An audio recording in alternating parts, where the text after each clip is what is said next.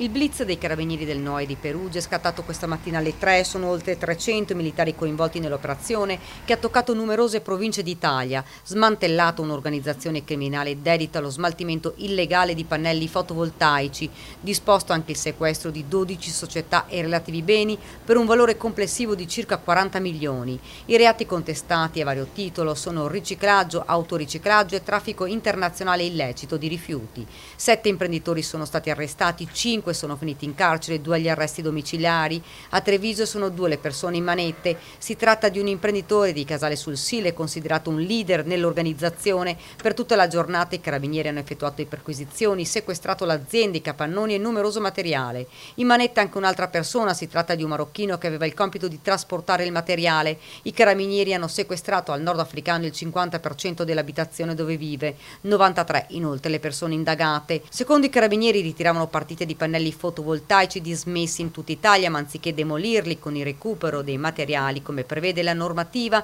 li riciclavano commercializzandoli all'estero, soprattutto in Asia e in Africa.